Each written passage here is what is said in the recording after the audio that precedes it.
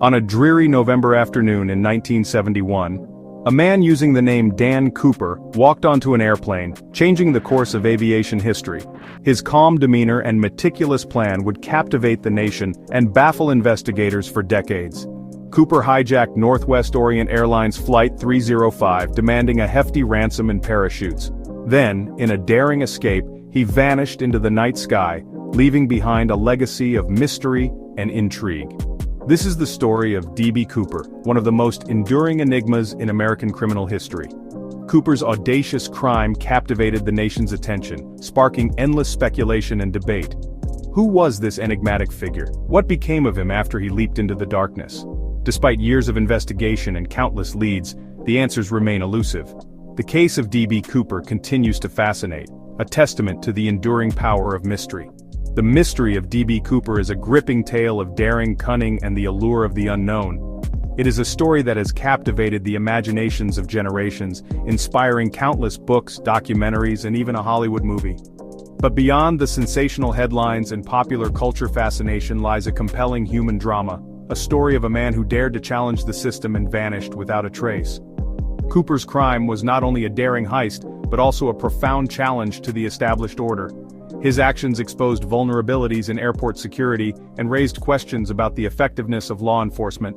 The fact that he was never caught only added to his mystique, making him a folk hero to some and a source of enduring frustration for others. November 24, 1971, began like any other day at Portland International Airport.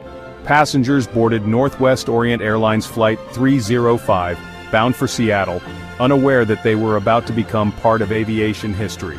Among them was a man who called himself Dan Cooper, a nondescript figure who would soon become the most infamous hijacker in American history.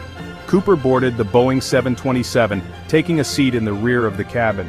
He ordered a bourbon and soda, his calm demeanor betraying no hint of the audacious plan he was about to unleash. As the plane taxied for takeoff, Cooper passed a note to the flight attendant, revealing that he had a bomb in his briefcase and demanding $200,000 in cash and 4 parachutes. The flight crew, following protocol, relayed Cooper's demands to air traffic control. Authorities on the ground immediately mobilized, alerting the FBI and preparing for a potential hostage situation. Meanwhile, the plane circled above Seattle-Tacoma Airport, awaiting instructions. The passengers, unaware of the drama unfolding around them, remained calm, believing they were experiencing a minor technical delay. Cooper, true to his word, remained calm and collected throughout the ordeal. He spoke in a measured tone, issuing his demands with a quiet authority that belied his criminal intent. The flight attendants who interacted with him described him as polite, even courteous, despite the extraordinary circumstances. His composure only added to the enigma surrounding him. Descriptions of D.B. Cooper were consistent among the few witnesses aboard the aircraft. He was a man in his mid-40s, approximately 5 foot 10 inches tall, with dark hair and brown eyes. He wore a dark suit, a white shirt, and a black tie, blending in seamlessly with the other businessmen on board. Some witnesses recalled a pair of sunglasses, adding to his air of mystery. Cooper's calm demeanor and meticulous planning were evident throughout the hijacking. He seemed to have an intimate knowledge of aviation procedures, suggesting a background that authorities would later scrutinize. He knew exactly what to demand, specifying the type of parachutes he wanted and demonstrating a surprising level of technical expertise. Cooper's choice of target, a Boeing 727, was also telling. This particular model of aircraft had an aft air stair, a rear exit that could be lowered during flight, making it ideal for a daring escape. This detail, combined with his specific demands, suggested that Cooper had carefully planned his crime, considering every detail. Despite his meticulous planning, Cooper was not without flaws. He left behind fingerprints on his cigarette butts and a beverage glass, providing investigators with valuable forensic evidence. He also made a crucial error when he jumped from the plane, leaving behind his tie, a seemingly insignificant detail that would later prove to be a vital clue. After hours of tense negotiations, Cooper's demands were met. The ransom money was delivered, and the parachutes were loaded onto the aircraft. With the passengers and some of the crew released, Cooper ordered the pilots to set course for Mexico City, flying at a low altitude and with the aft air stair lowered. As the plane flew over the rugged wilderness of the Pacific Northwest, Cooper instructed the crew to remain in the cockpit, warning them not to interfere. Then, sometime between 8 and 9 p.m., D.B. Cooper jumped into the night sky, vanishing into the darkness and the annals of criminal legend. The pilots, upon realizing that Cooper had disappeared, immediately contacted authorities. A massive manhunt ensued, combing the vast forests and rugged terrain where Cooper was believed to have landed. The FBI, determined to bring the daring hijacker to justice, launched one of the most extensive investigations in its history. Despite their best efforts, the search for D.B. Cooper proved fruitless. Weeks turned into months and months into years, but no trace of the elusive hijacker was ever found. The mystery of D.B. Cooper deepened, capturing the imagination of the public and frustrating law enforcement officials. Section 5. The investigation begins. The FBI's investigation, codenamed NORJAC for Northwest Hijacking, was sprawling and complex. Agents interviewed hundreds of witnesses, chasing down countless leads and dead ends. They scoured the alleged drop zone, a vast and unforgiving wilderness area, but found no conclusive evidence of Cooper's fate. One of the few tangible clues in the case was the discovery of a portion of the ransom money in 1980. A young boy named Brian Ingram stumbled upon a bundle of decaying $20 bills bearing the serial numbers matching those given to Cooper.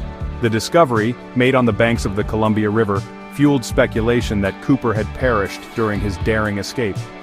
Forensic analysis of the recovered bills revealed that they had been submerged in water for a significant period, supporting the theory that Cooper had landed in the Columbia River.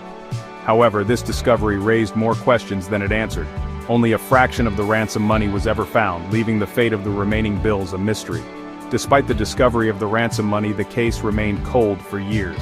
The FBI, stymied by a lack of concrete evidence and an abundance of dead ends, was no closer to unraveling the mystery of D.B. Cooper. The case, once a top priority for the Bureau, gradually faded from the headlines, becoming a cold case that would haunt investigators for decades to come. The rugged terrain of the Pacific Northwest where Cooper made his daring escape became a focal point of the investigation. The dense forests, treacherous mountains, and swift-flowing rivers presented a formidable challenge to searchers. The vastness of the area, combined with the passage of time, made finding conclusive evidence a daunting task. Forensic experts analyzing the limited evidence uncovered tantalizing clues. Microscopic particles of titanium were found embedded in the fibers of the tie that Cooper left behind on the plane. This discovery suggested that Cooper may have worked in the aerospace industry, a detail that could potentially narrow down the suspect pool. Despite these intriguing leads, the investigation remained frustratingly inconclusive. The titanium particles, while suggestive, did not provide a definitive link to any particular individual or company. The vast wilderness, while a potential repository of evidence, held its secrets close, frustrating the efforts of even the most determined investigators. The lack of conclusive evidence fueled rampant speculation and conspiracy theories. Some believed that Cooper had survived his daring escape, while others were convinced that he had perished in the wilderness. The absence of a body, combined with the enduring mystery surrounding his identity, ensured that the case of D.B. Cooper would remain a subject of intense debate and speculation. Over the years, countless theories have emerged attempting to explain the mystery of D.B. Cooper. Some speculate that he was a skilled skydiver who successfully evaded capture, while others believe he was an amateur who met a fatal end in the unforgiving wilderness.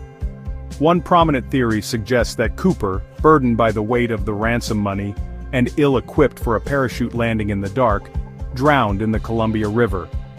This theory is supported by the discovery of the partial ransom money along the riverbank, and the fact that Cooper's tie, a potential flotation device, was left behind on the plane. Another theory posits that Cooper, a skilled outdoorsman, survived the jump and disappeared into the wilderness, using his knowledge of the terrain to evade capture. This theory is fueled by the lack of a body and the vastness of the potential search area, which encompasses thousands of square miles of dense forest and rugged mountains. The FBI, while officially closing the case in 2016, continues to accept and review tips from the public. The agency's website maintains a dedicated page on the D.B. Cooper case, outlining the key facts and evidence, a testament to the enduring fascination with this unsolved mystery. The enduring mystery of D.B. Cooper can be attributed to several factors. First, the sheer audacity of his crime captured the public's imagination. The image of a lone hijacker, calmly demanding a ransom and parachuting into the night sky, was the stuff of Hollywood legend, capturing the spirit of rebellion and adventure that pervaded the era. Second, the lack of a definitive answer to the question of Cooper's fate continues to fuel speculation and debate. The absence of a body, combined with the tantalizing clues that have emerged over the years, ensures that the case remains open to interpretation, allowing individuals to project their own theories and beliefs onto the narrative. Finally, the D.B. Cooper case represents a time capsule of a bygone era, a time when airport security was lax, and hijackings, while not commonplace, were not unheard of. The case serves as a reminder of a simpler time, a time before the heightened security measures and technological advancements that define air travel today. The case of D.B. Cooper had a profound impact on aviation security and popular culture. In the wake of the hijacking, the Federal Aviation Administration implemented significant security measures, including mandatory passenger and baggage screening, to prevent similar incidents from occurring. Cooper's daring escape also captured the imagination of the public, inspiring countless books, documentaries, and even a Hollywood movie. The mystery surrounding his identity and fate continues to fascinate, ensuring that his legend will live on for generations to come. In the end, the case of D.B. Cooper serves as a reminder that some mysteries are destined to remain unsolved. Despite the passage of time and the tireless efforts of investigators, the truth about what happened that fateful night in 1971 may never be fully known.